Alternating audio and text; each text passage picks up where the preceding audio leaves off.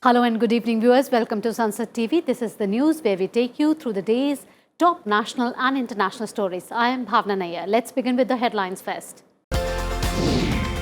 India will lead fourth industrial revolution in 21st century, asserts Prime Minister Modi. Underscores that all efforts are being made to connect citizens through internet.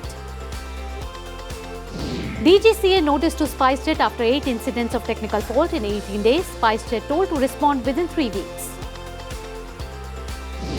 Kerala Minister Sajid resigns after protest over controversial remarks on the constitution. Monsoon in full swing in many states including Himachal and Uttarakhand. Many swept away after cloudburst in Kulu. Extreme rainfall warning in Maharashtra from 6 to 8 July. Legendary athlete PT Usha and music maestro Raja among 4 nominated to Rajya Sabha. And political crisis grips Britain. 6 ministers quit. Boris Johnson's cabinet. Prime Minister's role questioned on handling allegations of sexual misconduct by a senior MP. And now a quick look at more stories of the day. COVID precautionary dose after 6 months for eligible beneficiaries to be now administered instead of 9 months. Income tax searches at premises of Bengaluru-based manufacturers of Dolu 650 tablet was widely used by patients during COVID-19 pandemic. 200-year-old suspension bridge develops cracks on the India-Nepal border in Jhula Ghat. Authorities suspend traffic. 6-lane tunnel on Pune-Satara highway to be completed by March 2023, says Union Road Transport and Highways Minister Nitin Gadkari. 5th accused in Udaipur beheading case arrested, sent to NIA custody till 12th of July. Maharashtra Chief Minister reviews rain preparedness efforts, direct authorities to take every measure to ensure no loss of life due to monsoon. Coal Ministry says it will conclude wage pact of non-executive workforce at the earliest in a mutually agreeable manner. Rashtriya Raksha University at Gandhinagar signs MOU with Dronacharya Aerial Innovations Private Limited to set up remote pilot training center. Canada to throw away 13.6 million doses of Oxford AstraZeneca's anti-COVID-19 vaccines. Authority says unused vaccines past their expiry date. And heavy rains flood northern Sydney, Australia. Many houses submerged, about 85,000 people affected.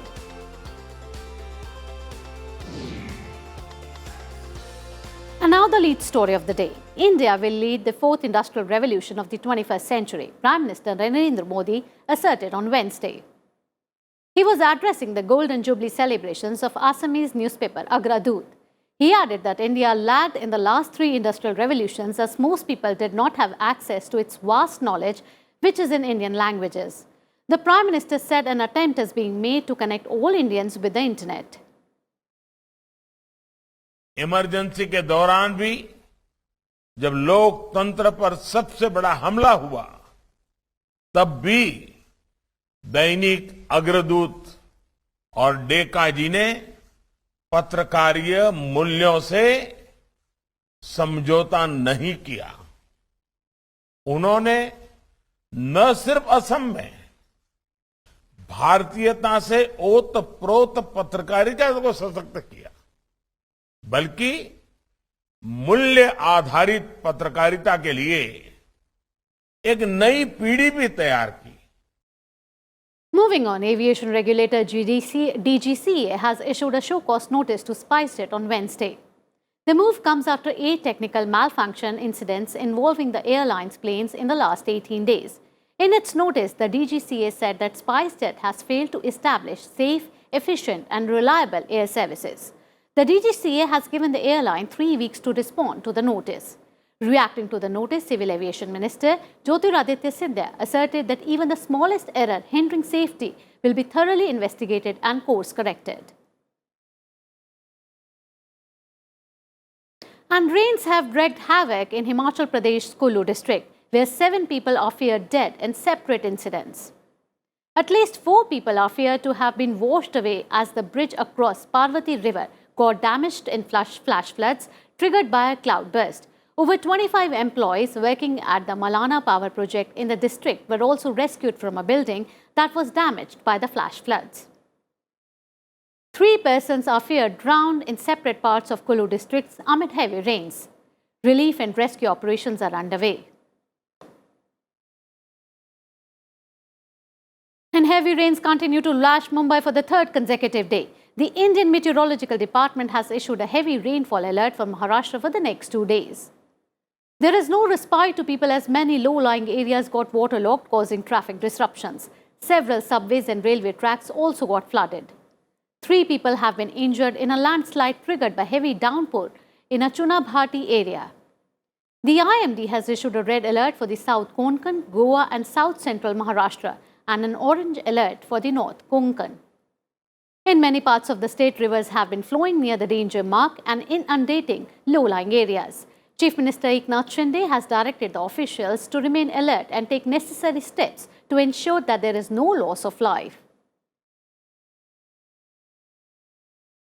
And more news from across the nation now. Saji Cherian, the Kerala Fisheries and Culture Minister, resigned on Wednesday, facing flack over his remarks on the Constitution. His resignation came after the CPIM Central Leadership asked him to step down in a meeting of the CPIM Central Leadership. Earlier in the day, the Kerala Legislative Assembly session was adjourned for the day after the Congress-led UDF opposition staged protests in the House demanding his resignation. Moving on to our next story, the Indian Coast Guard rescued all 22 crew members of MT Global King I cargo vessel on Wednesday. The rescue operation was launched in the Arabian Sea near Gujarat's Porbandar coast after receiving a distress call from the MT Global King I vessel. Out of the rescued crew, 20 were Indian nationals, while 1 Pakistani and 1 Sri Lankan. They were later taken to the Porbandar port by the Coast Guard vessels and choppers. Now let us look at some more stories from the world of business and economy.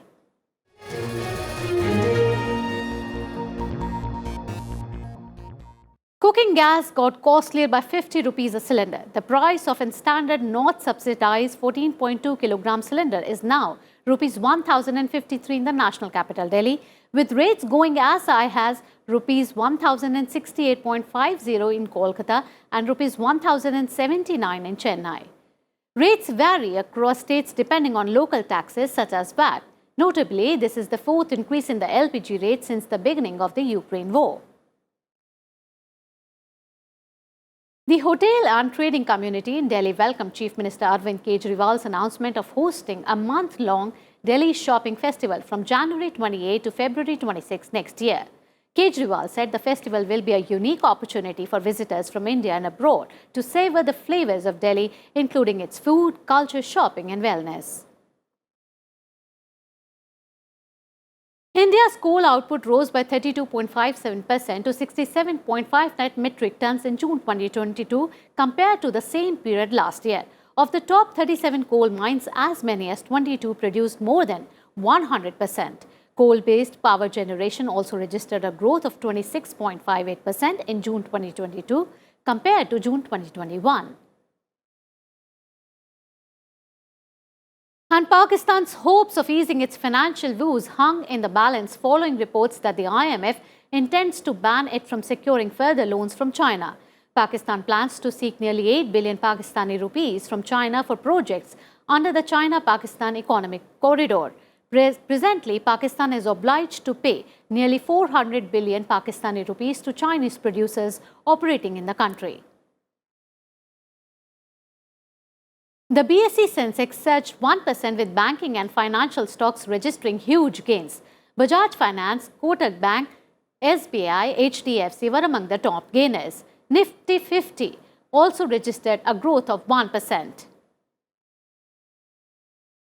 European markets witnessed an upward trend while Asian markets suffered shocks, with both Taiwan and Kospi indices losing more than 2%. Hang Seng, Shanghai and Nikkei 225 also slipped by nearly 2%. Finance Ministry has released 4th installment of revenue deficit grant of Rs 7,183 crore to 14 states for the current fiscal. The 15th Finance Commission had recommended post-devolution revenue deficit grant for some states. These states include Andhra Pradesh, Assam, Himachal Pradesh, Kerala, Manipur, Meghalaya, Mizoram, Nagaland, Punjab, Rajasthan, Sikkim, Tripura, Uttarakhand and West Bengal. The 15th Finance Commission has recommended a total grant of Rs 86,201 crore to 14 states for year 2022-23. The grant is released in 12 equated monthly installments.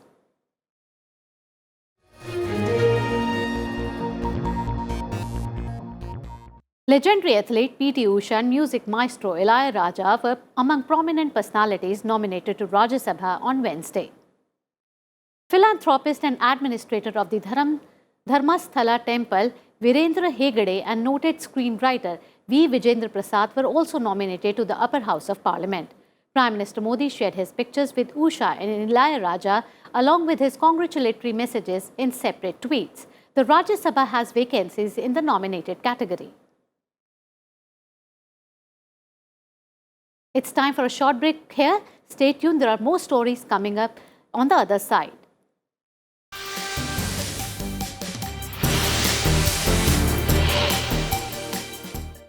Welcome back after the break. You're watching the news and time now for all the main developments from the Russia-Ukraine war front.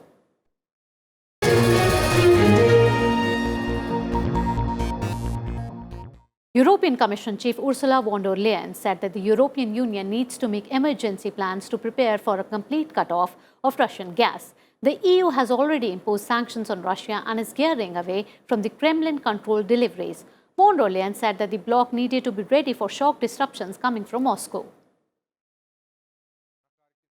The spokesman of the Ukraine army has claimed that Ukraine's air force destroyed 2 field ammunition depots, 2 platoons stronghold of the invading force, and more than 10 units of Russian equipment. He also accused that the Russian of remotely mining the area near Shestakovo and Peremoha. The governor of Donetsk, the only province in the eastern Donbass still under Ukrainian control, urged its 350,000 residents to flee Russia's escalating offensive. He said that the evacuation will help save lives and enable the Ukrainian army to defend the towns better. The governor's call comes after Russian troops claim to have seized neighboring Luhansk after the fall of Lysychansk. Russian Defense Ministry has said a strike by the Russian Aerospace Forces had hit 2 Ukrainian targets in Kharkiv. Russia also claimed that in Donetsk, 2 US-made HIMARS systems had been hit by air-launched high-precision missiles. A radar station for an S-300 air defense system, along with a temporary camp housing foreign mercenary units in Mykolaiv region, were also destroyed.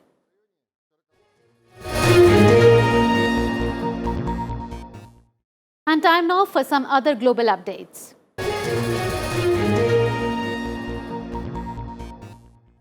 British Prime Minister Boris Johnson suffered a jolt on Tuesday after 6 of his most senior cabinet ministers resigned. The ministers said that they have lost confidence in Johnson's leadership in the wake of his handling of sexual misconduct scandal. More details in this report.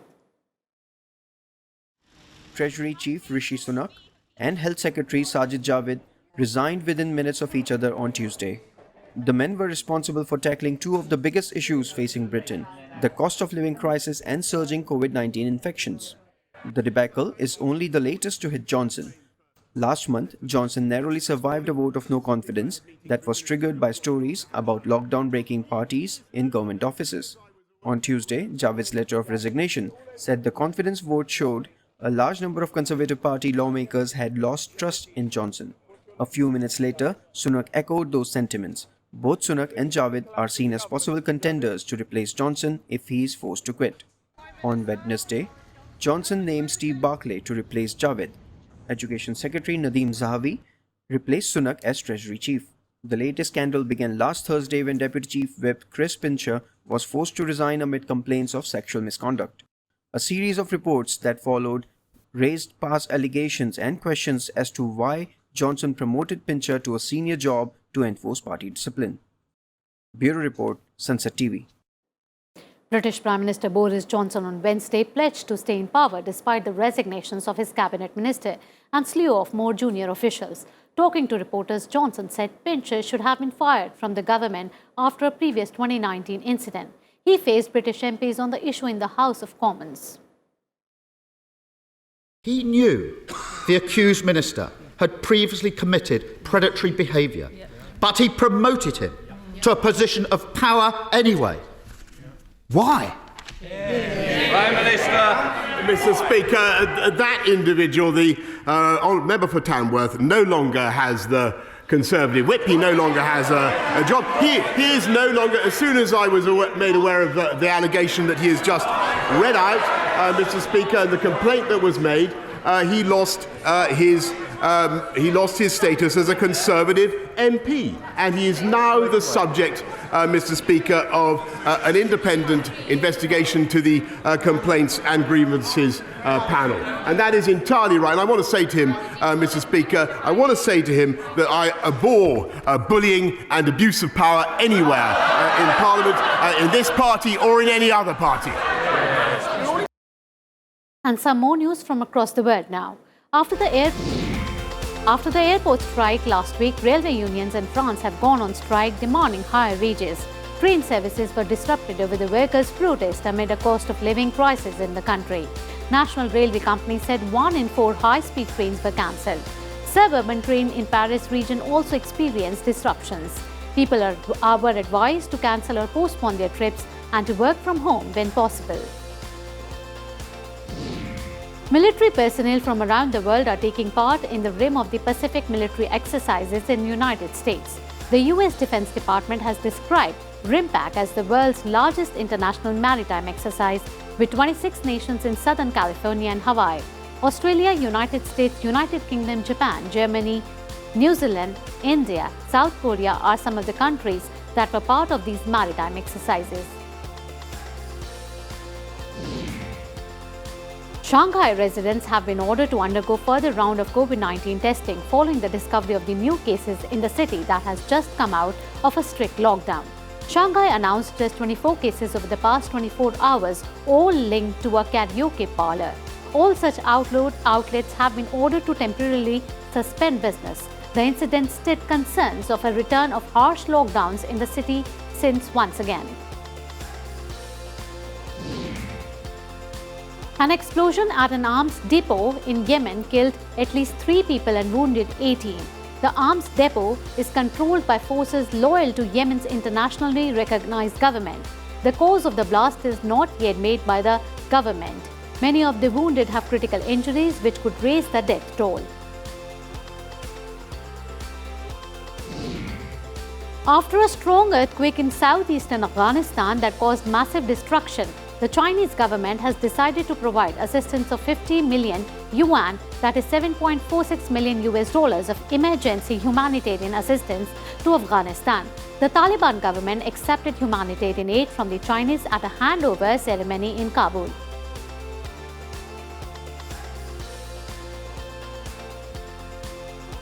Drones are in the news for a lot of constructive and a few destructive reasons. But businesses are clamoring for simpler rules that will open the skies to new commercial applications of these low-flying machines. Although privacy advocates and airplane pilots remain wary. Here's the report. The law is clear. Civilian drones have to fly in the visual line of sight. But some drones have recently gotten permission to soar out of their pilot's sight. They're inspecting high-voltage power lines in Virginia, in United States.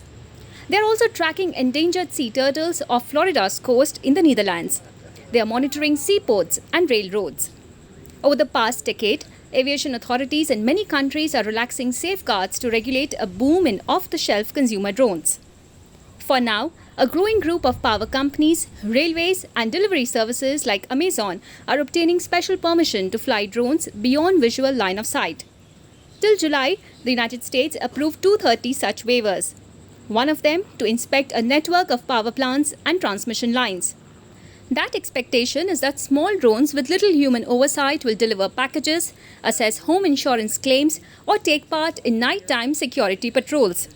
The new guidelines are meant to further integrate drones into the national airspace. Authorities in the United States have, however, signaled that permissions will be reserved for commercial applications, not hobbyists. Present concerns center around drones not crashing into people or other aircraft when their operators aren't looking. Other rules will require drones to carry remote identification like an electronic license plate to track whereabouts. Bureau Report, Sansad TV. And now let's see what's happening in the world of sports.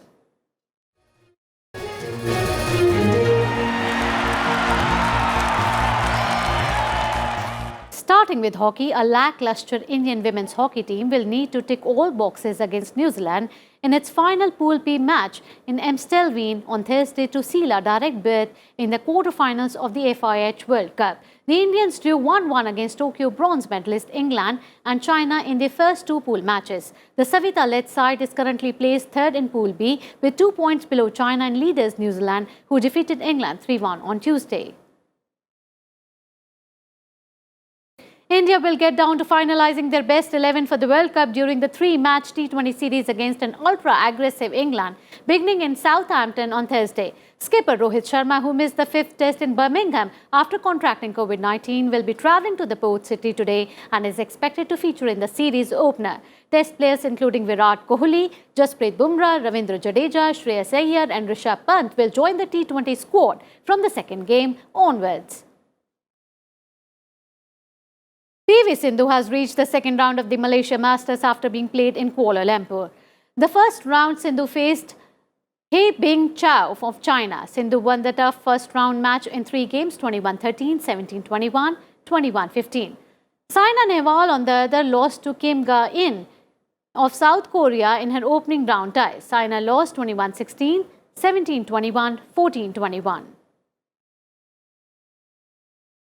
Defending champion Serbia's Novak Djokovic battled back from the 2-0 down to defeat Italian Jannik Sinner and reach his 11th Wimbledon semi-final on Tuesday.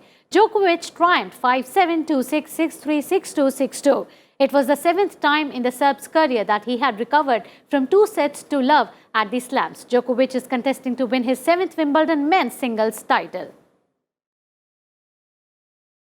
In the semi-finals, Djokovic will be challenged by Briton Cameron Norrie, who himself had to come back from 2-1 down to beat Belgian David Goffin in the Wimbledon quarter-finals. The South African-born Norrie reached his first Grand Slam semi-final with a 3-6, 7-5, 2-6, 6-3, 7-5 win over Goffin. In the semis, Norrie would face a whole new set of challenge in 3 times defending champion Djokovic. However, he could rely on getting crowd support from the locals.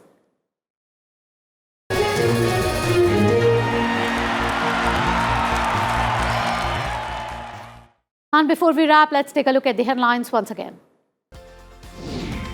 India will lead 4th industrial revolution in 21st century. Assad's Prime Minister Modi underscores that all efforts are being made to connect citizens through internet. DGCA notice to SpiceJet after 8 incidents of technical fault in 18 days. SpiceJet told to respond within 3 weeks. Kerala Minister Saji Cherian resigns after protest over controversial remarks on the Constitution. Monsoon in full swing in many states including Himachal and Uttarakhand. Many swept away after cloudburst in Kullu. Extreme rainfall warning in Maharashtra from 6 to 8 July. Legendary athlete P.T. Usha and music maestro Ilayaraja among 4 nominated to Rajya Sabha.